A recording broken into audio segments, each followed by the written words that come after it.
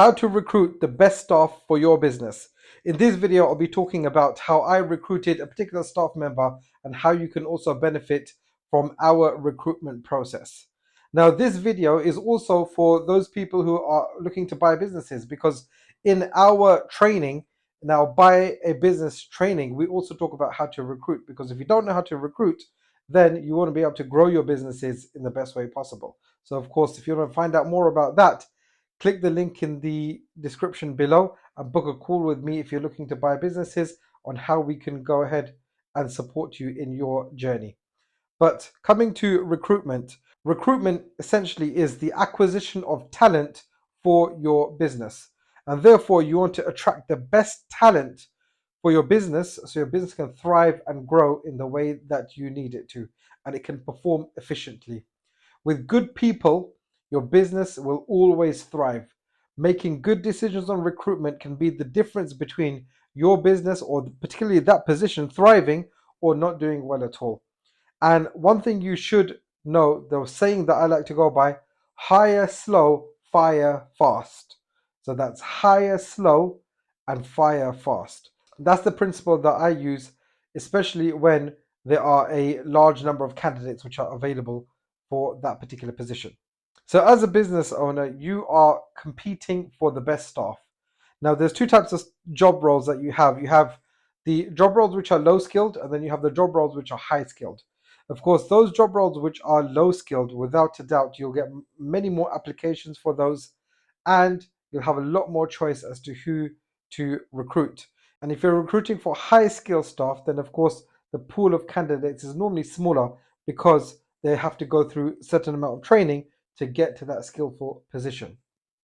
Unless you're hiring for a trainee position or someone who you're looking to progress up, then that's a little bit different. But if you're looking for a high skilled person who is already competent in the skills that you're looking for, maybe the competition to acquire them or to recruit them is a little bit more competitive for you as a business. Let's start off with low skill. When you have low skill workers or low skill positions that you're looking to fill, what you need to do is you need to hire on attitude versus skills.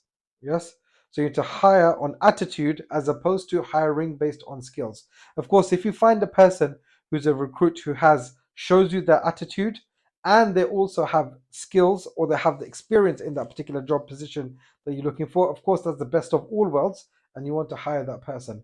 But if, for example, you've got a pool of people who have relatively the same number of skills or the same years of experience, then what you need to do is you need to hire on attitude more than anything else.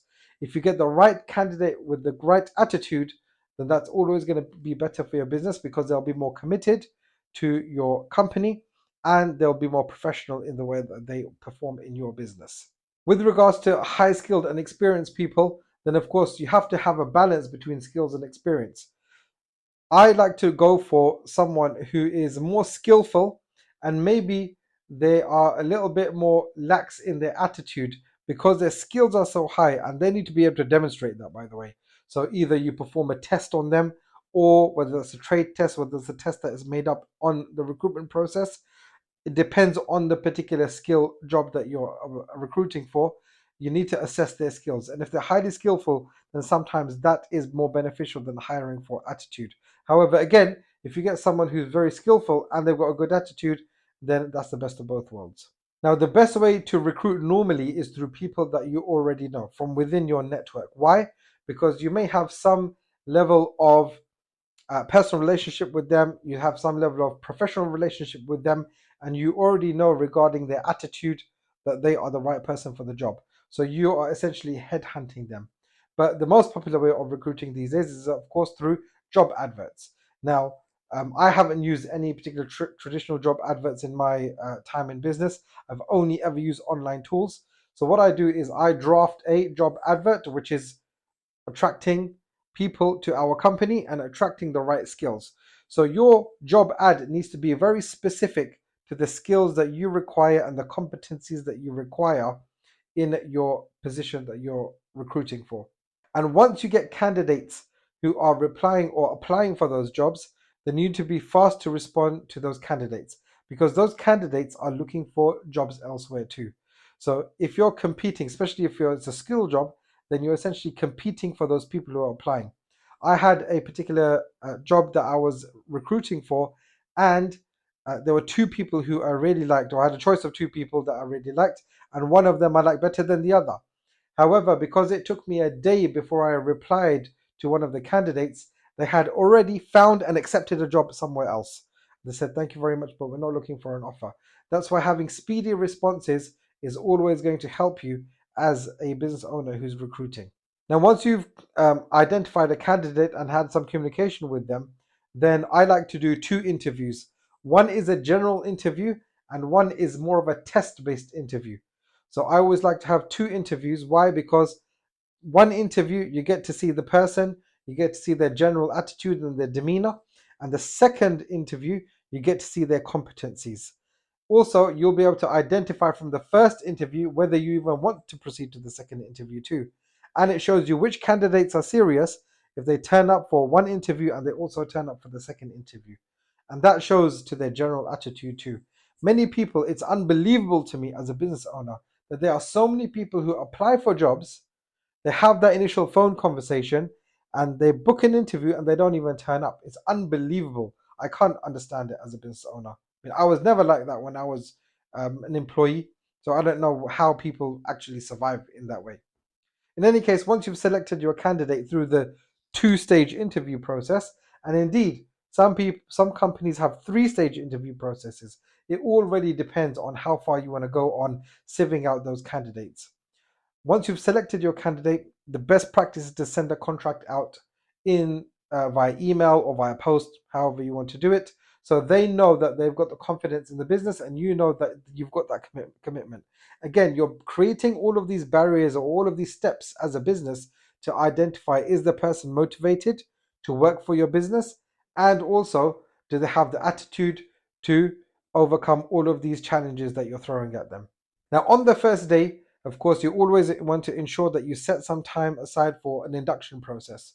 The best way to keep employees is to have an induction process in the beginning, because there could be someone who is good, they start in your business, but because you haven't given them an induction process, they think, "Oh, what is this business?" They haven't even paid attention to me on the first day. So having an induction process is very, very important. That's essentially onboarding your employees into your company. Now, I like to have on the first week the induction process.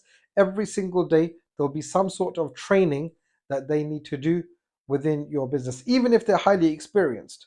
Because if they're highly experienced, they need to train according to the culture of your business.